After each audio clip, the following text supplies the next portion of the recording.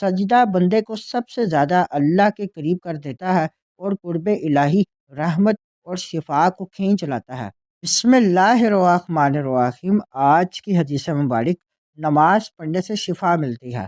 سنن ابن ماجہ، حدیث نمبر 3458۔ حضرت ابو ہریرہ رضی اللہ تعالیٰ عنہ نے بیان کیا، نبی کریم صلی اللہ علیہ وآلہ وسلم نے میری طرف متوجہ ہو کر فرمایا، کیا تمہارے پیٹ میں درد ہے؟ میں نے عرض کی، جی یا رسول اللہ صلی اللہ علیہ وآلہ وسلم۔ فرمایا، اٹھ کر نماز پڑھو، اس لیے کہ نماز میں شفا ہے۔ اس حدیث مبارک میں نبی کریم صلی اللہ علیہ وآلہ وسلم نے نماز کو صرف عبادت ہی نہیں بلکہ جسمانی اور روحانی شفا کا ذریعہ قرار دیا ہے۔ حضرت ابو ہریرہ رضی اللہ تعالیٰ عنہ بیان کرتے ہیں کہ جب رسول اللہ صلی اللہ علیہ وآلہ وسلم نے ان کے پیٹ کے درد کے بارے میں پوچھا اور نماز پڑھنے کی تلقین فرمائی تو اس سے یہ واضح پیغام ملا کہ نماز بندے کے لیے رحمت، سکون اور علاج ہے۔ نماز اور شفا کا تعلق۔ نماز انسان کو اللہ تعالیٰ سے براہ راست جوڑ دیتی ہے۔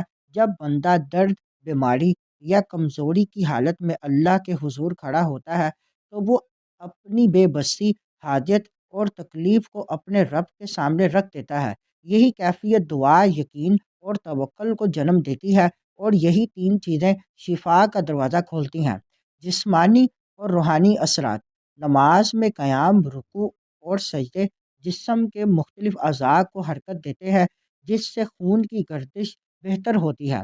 نماز دل کو غم، خوف اور بے چینی سے پاک کرتی ہے، اور یہی ذہنی سکون کئی بیماریوں میں شفا کا سبب بنتا ہے۔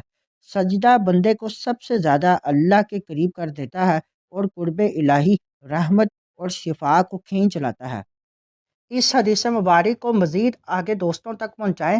مزید معلومات کے لیے ہمارے چینل کو لائک اینڈ سبسکرائب کریں۔